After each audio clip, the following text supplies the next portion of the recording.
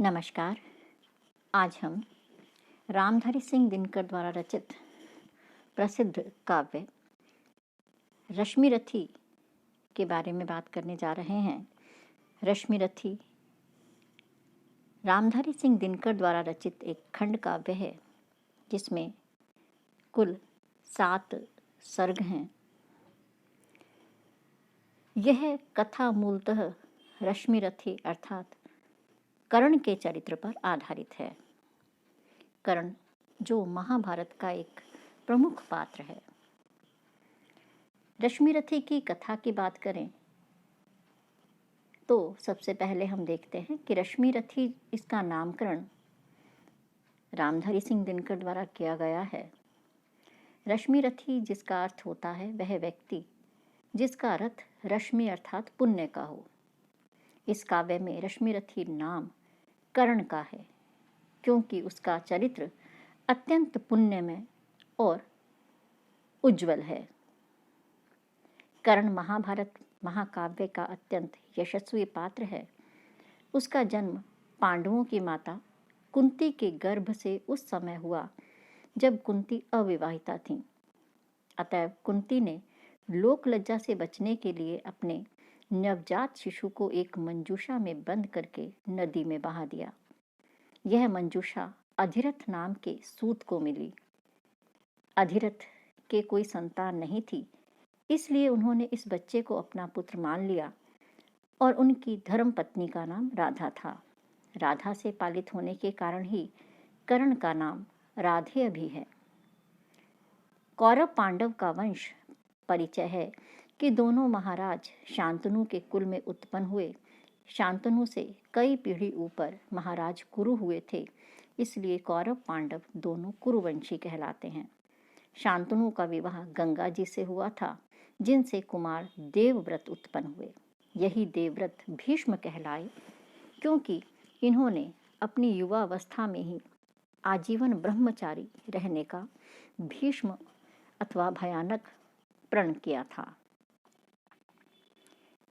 महाराज शांतनु ने निषाद कन्या सत्यवती से विवाह किया था, जिससे उन्हें चित्रांगद और विचित्रवीर्य 2 पुत्र हुए। चित्रांगद कुमारावस्था में ही एक युद्ध में मारे गए और विचित्रवीर्य के अंबिका और अंबालिका नाम की 2 पत्नियां थीं, किंतु क्षय रोग हो जाने के कारण विचित्रवीर्य भी निसंतान ही मरे।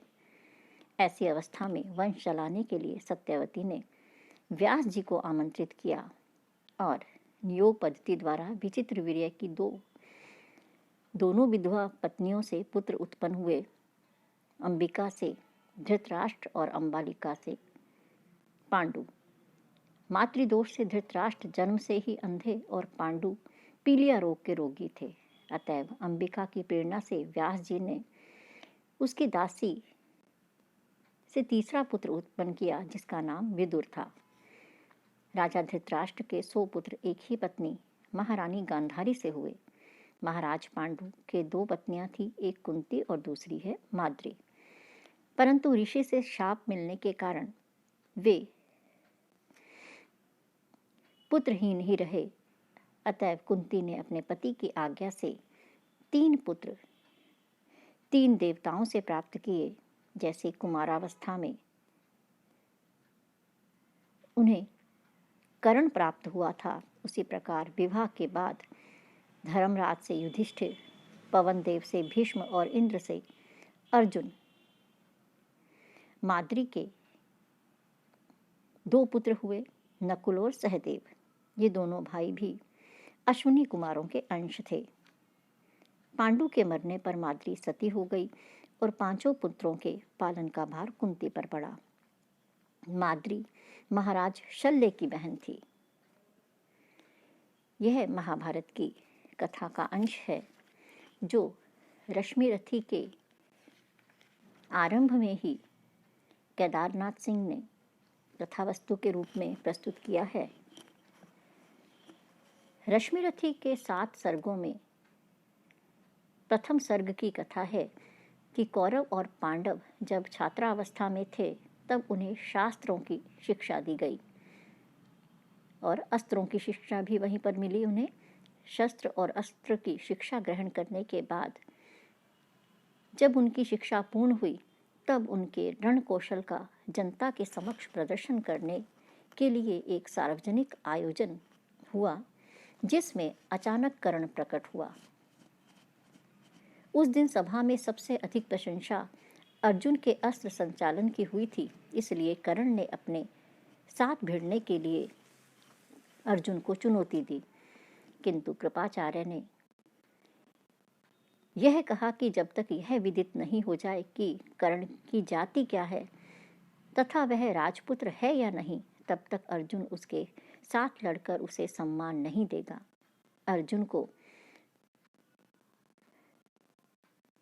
अर्जुन के प्रति दुर्योधन का द्वेष था। उसने सभा के समक्ष ही कर्ण को अंग देश का राजा बना दिया। फिर भीम और दुर्योधन में भी आपस में विवाद हुआ, जिसे कृपाचार्य ने रोक दिया। जब सभा विसर्जित हुई और लोग अपने अपने घर जाने लगे, तब रास्ते में द्रोणाचार्य ने अर्जुन से कहा था कि अर्जुन, कर्ण तुम्हारा शत्रु और प्रतिबल होगा। मैंने एकलव्य से अंगूठा तो कटवा लिया, परंतु यह बात ठीक है कि मैं उसे अपना शिष्य नहीं बनाऊंगा, लेकिन अब ये समझ नहीं आ रहा कि कर्ण के साथ कैसा व्यवहार किया जाए। जब कृपाचार्य ने सभा में कर्ण की जाति पूछी थी, उस समय कुंती पर्दे के पीछे रणिवास में बैठी हुई थी, किंतु कुंती ने यह व्यक्त नहीं किया कि वही कर्ण की माता है। लेकिन फिर भी शोक के कारण कुंती मूर्छित हो गई और उसके पांव रथ तक जाने में भी डगमगाने लगे। यह प्रथम सर्ग की कथा है, जिसे आज हम पढ़ने जा रहे हैं। रश्मिरथी का प्रथम सर्ग। जय हो जग में जले जहां भी, नमन पुलीत अनल को। जिस नर में भी बसे हमारा, नमन तेज को बल को। किसी वृंत पर खिले विपिन में, पर नमस्य है फूल। सुधि खोजते नहीं गुणों का, आदि शक्ति का मूल। कवि रामधारी सिंह दिनकर कहते हैं, इस संसार में जहां पर भी पुण्य अग्नि जल रही है, उसे नमन है। जिस भी मनुष्य में तेज है, बल है, उसे नमन है। किसी भी वृंत पर, किसी भी टहनी पर जंगल में फूल खिला हो, वह नमन के योग्य है, क्योंकि विद्वान व्यक्ति गुणों का आदि और शक्ति का मूल नहीं देखते। ऊंच नीच का भेद न माने, वही श्रेष्ठ ज्ञानी है। दया धर्म जिसमें हो, सबसे वही पूज्य प्राणी है। क्षत्रिय वही भरी हो, जिसमें निर्भयता की आग, सबसे श्रेष्ठ वही ब्राह्मण है। हो जिसमें तप त्याग। जो ऊंच नीच के भेद को नहीं मानता है, वही श्रेष्ठ है, ज्ञानी है। जिसमें दया है, धर्म है, वही प्राणी इस धरती पर पूज्य है। वही क्षत्रिय है जो निर्भय हो। सबसे श्रेष्ठ ब्राह्मण वही है जिसमें तप और त्याग हो। तेजस्वी सम्मान खोजते नहीं, गोत्र बतला के। पाते हैं जग में प्रशस्ति, अपना कर्तव्य दिखला के। हीन मूल की ओर देख जग, गलत कहे या ठीक। वीर खींच कर ही रहते हैं, इतिहासों में लीक। तपस्वी अपने वंश का परिचय देकर के संसार में सम्मान प्राप्त नहीं करते। वे तो अपने कर्तव्य दिखा करके, अपनी वीरता का प्रदर्शन करके ही संसार में प्रशस्ति अर्थात प्रशंसा प्राप्त करते हैं। हीन मूल की ओर जग देख जग, गलत कहे या ठीक। उनके मूल को, उनके वंश को हीन समझ करके अगर संसार उन्हें गलत कहे या उन्हें अच्छा कहे, लेकिन ऐसे वीर व्यक्ति इतिहास बदलकर ही रहते हैं, इतिहास में अपना नाम करके ही रहते हैं। जिसके पिता सूर्य थे, माता कुंती सती कुमारी। उसका पालना हुआ धार पर, बहती हुई पिटारी। सूत वंश में पला चखा भी, नहीं जननी का क्षीर। निकला कर्ण सभी युवकों में, तब भी अद्भुत वीर। कर्ण का परिचय देते हुए कवि कहते हैं, जिसके पिता सूर्य थे, माता कुंती सती कुमारी, उसका पालना हुआ धार पर बहती हुई पिटारी। कर्ण, जिसके पिता सूर्य थे, माता सती कुंती थी और धार पर बहती हुई पिटारी जिसका पालना बनी। सूत वंश में पला, चखा भी नहीं जननी का शीर। सूत वंश में कर्ण पला और माता का क्षीर दूध भी उसने नहीं चखा। निकला कर्ण सभी युवकों में तब भी अद्भुत वीर। इतने संकट झेलने पर भी कर्ण सब युवकों में अद्भुत वीर था।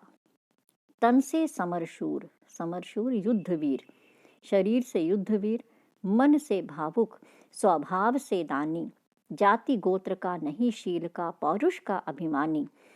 ऐसा कर्ण जो शरीर से युद्धवीर था, मन से भावुक था, स्वभाव से दानी था।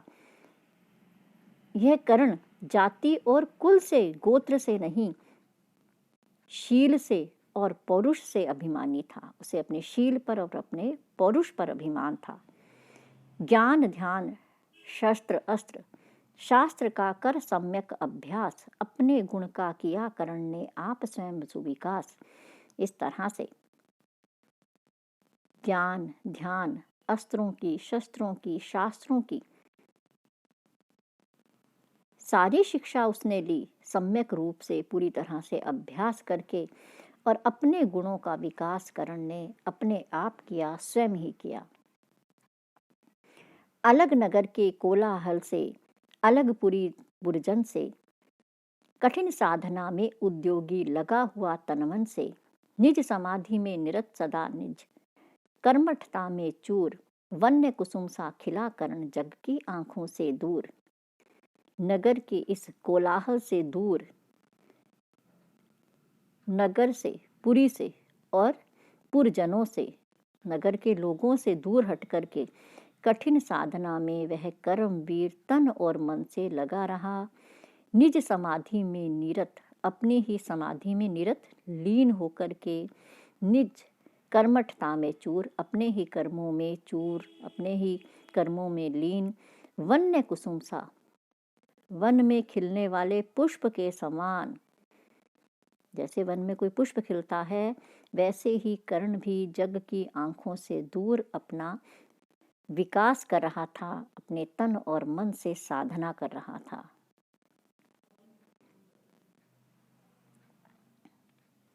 नहीं फूलते कुसुम मात्र राजाओं के उपवन में, अमित बार खिलते वे पुर से दूर कुंज कानन में। समझे कौन रहस्य प्रकृति का बड़ा अनोखा हाल, गुदड़ी में रखती चुन चुन कर बड़े कीमती लाल। नहीं फूलते कुसुम मात्र राजाओं के उपवन में, राजाओं के सजे हुए बागों में ही सुंदर फूल नहीं खिलते हैं। अमित, अनगिनत बार वे, अमित बहुत बार, पुर से दूर, नगर से दूर, कुंजों में, कानन वन में खिलते हैं। प्रकृति का बड़ा अनोखा हाल है, उसके रहस्य को भला कौन समझ सकता है। वह अपने कीमती लालों को, अपने कीमती सामान को गुदड़ी में समेट करके रखती है, बड़े ध्यान से उसको सहेज कर रखती है। गुदड़ी फटे पुराने कपड़ों से बनाया गया बिछोना। जलद पटल में छिपा किंतु रवि कब तक रह सकता है, युग की अवहेला शूरमा कब तक सह सकता है। पाकर समय एक दिन आखिर उठी जवानी जाग, फूट पड़ी सबके समक्ष पौरुष की पहली आग। जलद पटल में छिपा, बादलों के पीछे आखिर सूर्य कब तक छिप सकता था। युग की अवहेलना भरा एक शूरवीर कब तक सह सकता था। एक दिन कर्ण का शौर्य, कर्ण की जवानी भी जाग उठी और उसका पौरुष, उसकी वीरता की आग सबके सामने प्रकट हो ही गई। कैसे प्रकट हुई? रंग भूमि में अर्जुन था जब समा अनोखा बांधे, बढ़ा भीड़ भीतर से सहसा कर्ण शरासन साधे। कहता हुआ तालियों से क्या रहा गर्व में फूल, अर्जुन तेरा सुयश अभी क्षण में होता है धूल। जब रंग भूमि में अर्जुन जो शिक्षा ग्रहण करके आया था शस्त्रों की और अस्त्रों की, वह अपनी शस्त्र अस्त्र विद्या से जब रंग भूमि में अनोखा समा बांधे हुए था, अर्थात अपने कर्तव्य से सबको हैरान किए हुए था, उसी समय भीड़ में से अचानक शरासन अपने धनुष पर बाण रखे हुए कर्ण अचानक भीड़ में से आया और कहने लगा, तालियों से क्या रहा गर्भ में फूल। इस तरह से अपने कर्तव्य दिखाकर अपनी ही जनता से तालियां बटोर करके तू गर्व में इतना फूल क्यों रहा है? तू मेरे सामने आ। हे अर्जुन, तेरे इस सुयश को अभी मैं धूल में मिला देता हूँ। तूने जो जो किया उसे मैं भी दिखला सकता हूँ। चाहे तो कुछ नई कलाएं मैं भी सिखला सकता हूँ। आंख खोलकर देख कर्ण के हाथों का व्यापार, फूले सस्ता सुयश पाकर उस नर को धिक्कार। हे अर्जुन, कर्ण कह रहा है कि हे अर्जुन, तूने जो जो किया है वह सारे कर्तव्य मैं भी दिखा सकता हूँ। इतना ही नहीं, जो तूने नहीं दिखाया वह भी मैं दिखा सकता हूँ। कुछ नई कलाएं मैं तुझे सिखा सकता हूँ। और आंख खोलकर देख कि कर्ण के हाथों का ये कौशल क्या है, ये व्यापार क्या है। सस्ता यश प्राप्त करके जो प्रसन्नता में फूल जाता है, उस नर को, उस मनुष्य को धिक्कार है। इस प्रकार कह लगा दिखाने कर्ण को कलाएं रण की। सभा स्तब्ध रह गई रह आंख टंगी जन जन की। मंत्र मुग्ध सा मौन चतुर्दिक जन का पारावार। गूंज रही थी मात्र कर्ण की धनवा की टनकार। इस प्रकार कह करके कर्ण अपना रण कौशल दिखाने लगा, युद्ध की कलाओं का प्रदर्शन करने लगा। सारी सेना स्तब्ध हैरान रह गई, जड़वत रह गई और सबकी आंखें कर्ण की इन कलाओं पर ही टंग गई। मंत्र मुग्ध सा मौन चतुर्दिक जन का पारावार, पारावार समुद्र, जन का, लोगों का जो ये समूह था, जन सैलाब था, वो मंत्र मुग्ध होकर के चारों दिशाओं में चुपचाप इस कला को देख रहा था। बस गूंज रही थी मात्र कर्ण की धनवा की टंकार। धनवा धनुष, टंकार धनुष की डोरी से होने वाली आवाज। मात्र कर्ण की धनुष की टंकार ही सुनाई दे रही थी, बाकी सारा जन समूह शांत था। फिरा कर्ण जो त्यों साधु साधु कह उठे सकल नर नारी। राजवंश के नेताओं पर पड़ी विपद अति भारी। द्रोण भीष्म अर्जुन सब फीके, सब हो रहे उदास। एक सुयोधन बढ़ा बोलते हुए वीर शाबाश।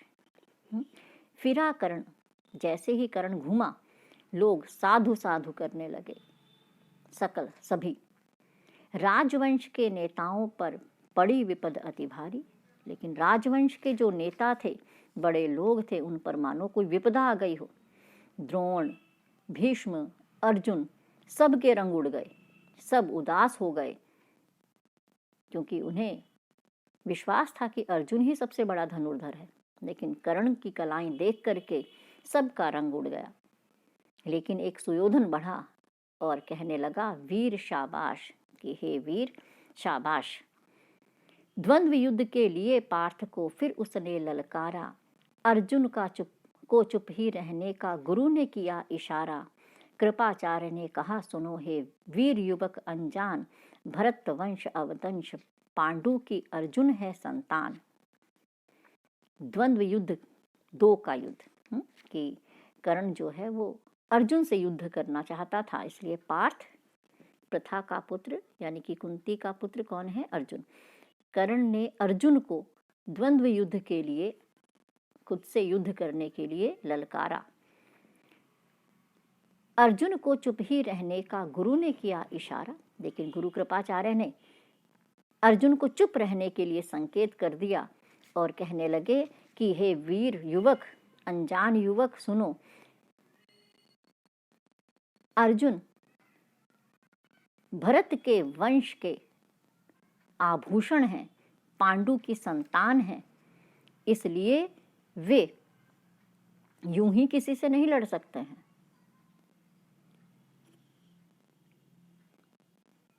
कृपाचार्य कर्ण से कहते हैं, क्षत्रिय है यह राजपुत्र है, यूं ही नहीं लड़ेगा, जिस तिस से हाथापाई में कैसे कूद पड़ेगा। अर्जुन से लड़ना हो तो मत कहो सभा में मौन, नाम धाम कुछ कहो बताओ कि तुम जाति हो कौन। क्योंकि अर्जुन क्षत्रिय है, राजपुत्र है, राजघराने का है, यूं ही किसी से नहीं लड़ सकता है। अगर तुम अर्जुन से लड़ना चाहते हो तो इस सभा में तुम मौन मत रहो, चुप मत रहो, अपना नाम बताओ, अपना परिचय दो, अपना धाम घर, अपना वंश बताओ और बताओ कि तुम किस जाति से हो।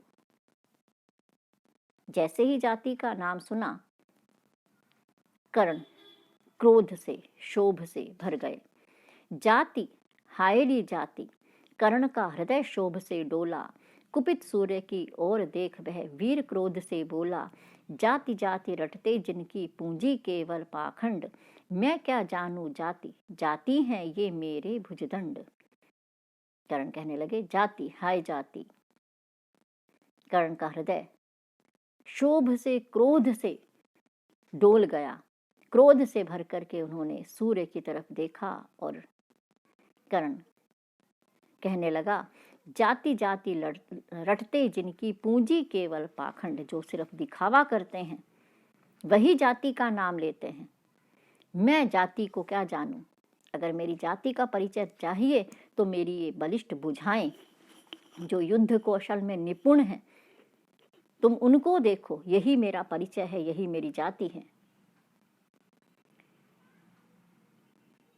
ऊपर सिर पर कनक छत्र, भीतर काले के काले, शर्माते हैं नहीं जगत में जाति पूछने वाले।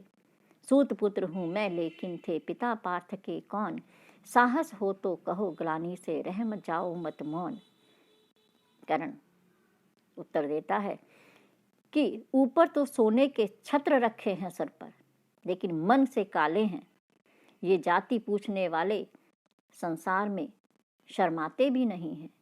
मैं तो अपना परिचय देता हूं कि मैं सूत पुत्र हूं, लेकिन कोई मुझे बताए कि अर्जुन के पिता कौन थे। अगर तुम में साहस है तो लज्जित मत हो, बताओ कि कर्ण के पिता आखिर कौन थे। मस्तक ऊंचा किए जाति का नाम लिए चलते हो, पर अधर्म में शोषण के बल से सुख में पलते हो। अधम जातियों से थर थर कांपते तुम्हारे प्राण, छल से मांग लिया करते हो अंगूठे का दान। कर्ण कहते हैं कि अपना माथा ऊंचा करके जाति का नाम लेकर के चल रहे हो, अधर्म के रास्ते पर चल करके शोषण करते हो और उन्हीं के द्वारा दिए गए सुखों में तुम पलते हो और उन्हीं अधम नीच कही जाने वाली जातियों से तुम्हारे प्राण कांपते हैं। इसीलिए तुम छल से धोखा करते हुए तुम उनसे अंगूठा दान में मांग लिया करते हो।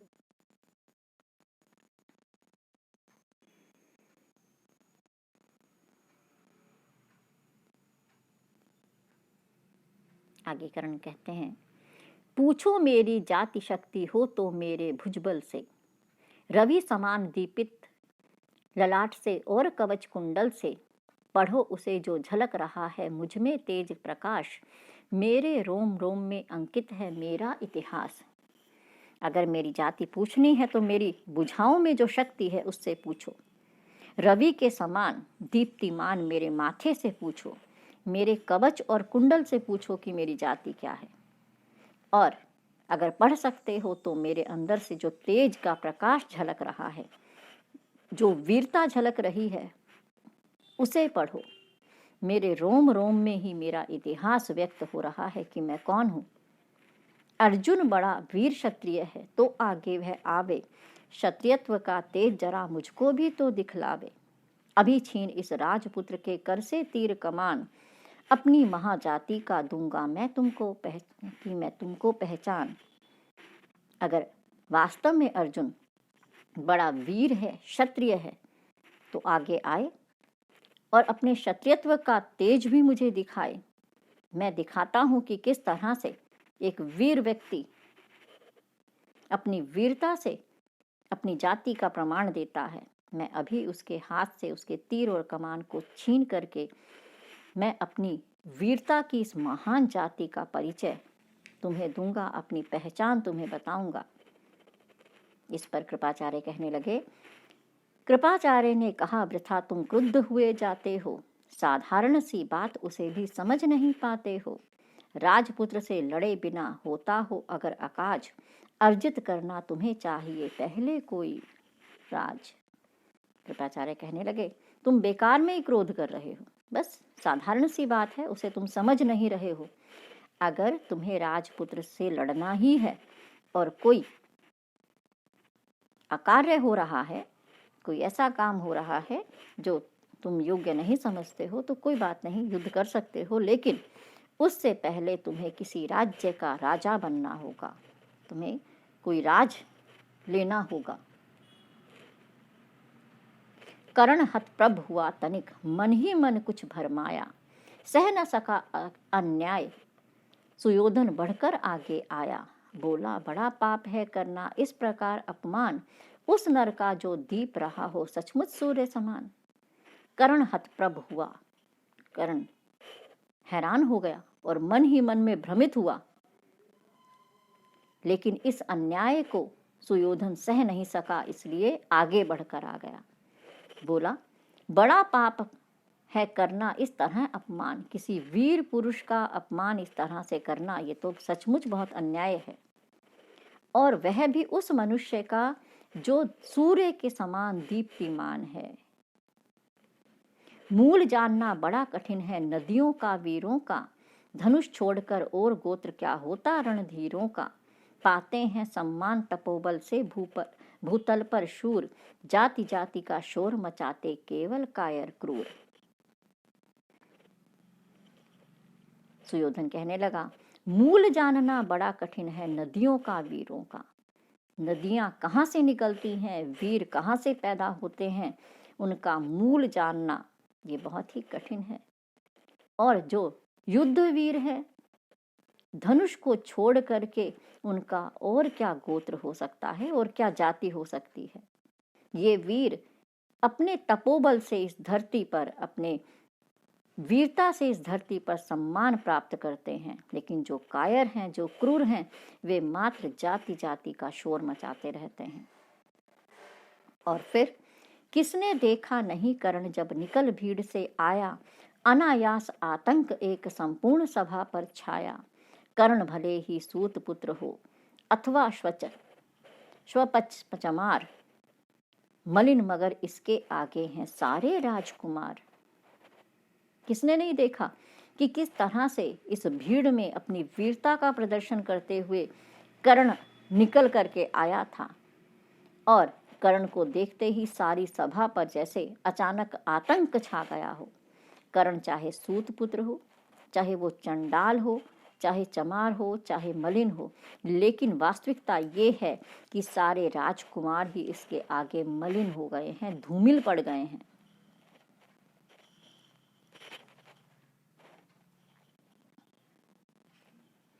करना क्या अपमान ठीक है इस अनमोल रतन का, मानवता की इस विभूति का, धरती के इस धन का। बिना राज्य यदि नहीं वीरता का इसको अधिकार, तो मेरी है खुली घोषणा सुने सकल संसार। सुयोधन घोषणा करता है कि इस तरह से इस अनमोल रतन का अपमान करना क्या ठीक है। मानवता की यह विभूति है, इस धरती का यह धन है, उसका अपमान इस प्रकार से भरी सभा में ये ठीक नहीं है। लेकिन फिर भी यदि बिना राज्य के इसे अपने वीरता के प्रदर्शन का अधिकार नहीं है, तो मैं ये खुली घोषणा करता हूं जिसे सारा संसार सुने। अंग देश का मुकुट कर्ण के मस्तक पर धरता हूं, एक राज्य इस महावीर के हित अर्पित करता हूं। रखा कर्ण के सिर पर उसने अपना मुकुट उतार, गूंजा रंग भूमि में दुर्योधन का जय जयकार। अगर ऐसा ही है कि बिना राज्य के इसको वीरता का अधिकार नहीं है तो ठीक है, मैं इसे अंग देश का मुकुट देता हूँ। आज ही मैं इसे अंग देश का राजा बनाता हूँ और एक राज्य इस महावीर के लिए अर्पित कर देता हूँ। इतना कह करके सुयोधन ने कर्ण के सिर पर अपना मुकुट रख दिया और सारी रंगभूमि में दुर्योधन की जय जयकार होने लगी। कर्ण चकित रह गया सुयोधन की इस परम कृपा से, फूट पड़ा मारे कृतज्ञता के भर उसे भुजा से। दुर्योधन ने हृदय लगाकर कहा, बंधु हो शांत, मेरे इस क्षुद्रो उपहार से क्यों होता उद्भ्रांत। कर्ण इस प्रकार के व्यवहार से अचानक हैरान हो गया। कर्ण की इस कृपा से, सुयोधन की इस कृपा से कर्ण चकित था और इस कृतज्ञता को देख करके भावों से भर गया और फूट पड़ा, भावुक हो गया और कर्ण ने सुयोधन को अपनी बाहों में भर लिया। जैसे ही दुर्योधन ने अपने गले से लगाया, वैसे ही दुर्योधन कहने लगा, हे बंधु तुम शांत हो जाओ, ये तो बड़ा ही तुच्छ उपहार है। इस तुच्छ उपहार को पाकर के तुम इस तरह से भ्रमित क्यों हो रहे हो। इस तरह से तुम भ्रमित मत हो। किया कौन सा त्याग अनोखा, दिया राज यदि तुमको। अरे धन्य हो जाए प्राण तुम ग्रहण करें, तू ग्रहण करे यदि मुझको। कर्ण और गल गया, हाय मुझ पर भी इतना स्नेह। वीर बंधु हम हुए आज से एक प्राण दो देह। दुर्योधन कहने लगा, इसमें कौन सा त्याग है, कौन सा अनोखा त्याग किया है मैंने। अगर तुम्हें राज्य दे दिया, मैं तो तुम जैसे वीर को पा करके धन्य हो गया हूँ और धन्य हो जाएंगे मेरे प्राण यदि तुम मेरी मित्रता को ग्रहण करो, मुझे ग्रहण कर लो। इतना सुनकर के कर्ण और अधिक भावुक हो गया और कहने लगा कि मुझ पर इतना प्रेम, और हे वीर बंधु, हे मित्र, आज से हम एक प्राण और दो देह हैं, दो शरीर और एक प्राण हैं। भरी सभा के बीच आज तूने जो मान दिया है, पहले पहल मुझे जीवन में जो उत्थान दिया है, उऋण भरा होऊंगा उससे चुका कौन सा दाम। कृपा करें दिन मान की आऊं तेरे कोई काम। भरी सभा में इस तरह से तूने आज जो मुझे सम्मान दिया है, मुझे पहली बार जीवन में ये उत्थान मिला है, पहली बार मैं इस तरह से ऊपर उठा हूँ। मैं तेरे इस ऋण से उऋण नहीं हो सकता। ऐसा कौन सा दाम है जिसे दे करके मैं इससे उऋण होऊंगा। अगर दिनमान सूर्य कृपा करें तो मैं यही चाहता हूँ कि मैं तुम्हारे किसी काम आ सकूं। घेर खड़े हो गए कर्ण को मुदित मुग्ध पुरवासी, होते ही हैं लोग शूरता पूजन के अभिलाषी। चाहे जो भी कहे द्वेष ईर्षा मिथ्या अभिमान, जनता निज आराध्य वीर को पर लेती पहचान। इस तरह से सारी जनता, नगर के वासी प्रसन्न होकर के कर्ण को घेर कर खड़े हो गए और लोग वीरता के पुजारी होते ही हैं। चाहे द्वेष हो, ईर्षा हो या मिथ्या अभिमान हो, लेकिन जनता अपने आराध्य वीर को पहचान लेती है, उसकी वीरता को वो जान लेती है।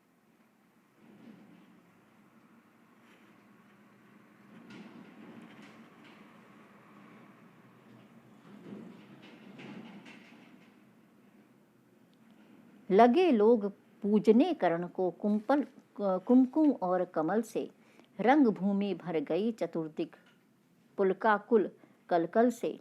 विनय पूर्ण प्रतिवंदन में जो झुका कर्ण सविशेष, जनता विकल उठी पुकार उठी जय महाराज अंगेश। लोग कर्ण को कुमकुम और कमल लेकर के पूजने लगे। रंग भूमि में चारों तरफ पुलकन होने लगी, कलकल की ध्वनि होने लगी। विनय से भर करके कर्ण भी जनता की वंदना करने लग गया और विशेष रूप से झुक गया। जनता व्याकुल होकर के जय अंगेश महाराज, जय अंगेश की पुकार करने लगी। महाराज अंगेश तीर सा लगा हृदय में जाके, विफल क्रोध में कहा भीम ने और नहीं कुछ पाके, है कि झाड़े पूछ आज तक, रहा यही तो काज, सूत पुत्र किस तरह चला पाएगा कोई राज। जैसे ही जनता ने महाराज अंगेश कहा, वैसे ही भीम के हृदय में मानो तीर लग गया हो। असफल होकर के, क्रोध में भर कर के भीम कहने लगा, जो आज तक घोड़े की पूंछ को झाड़ता रहा है, जिसका यही काम रहा है, वह सूत पुत्र भला राज कैसे चला पाएगा। दुर्योधन ने कहा, भीम झूठे बकबक करते हो, कहलाते धर्मज्ञ, द्वेष का विष मन में धरते हो। बड़े वंश से क्या होता है, खोटे हो यदि काम, नर का गुण उज्जवल चरित्र है, नहीं वंश धन धान। दुर्योधन भीम से कहने लगा, तुम बेकार की बात क्यों करते हो, धर्मज्ञ कहलाते हो, लेकिन फिर भी मन में द्वेष का विष भर कर रखते हो। बड़े वंश का होने मात्र से क्या होता है, अगर कर्म ही खोटे हो तो, काम ही खोटे हो तो। मनुष्य का गुण उसका उज्जवल चरित्र है, न कि उसका वंश है, ना उसका धन है, ना धान है, बल्कि उसका चरित्र ही उसकी उज्ज्वलता की पहचान है।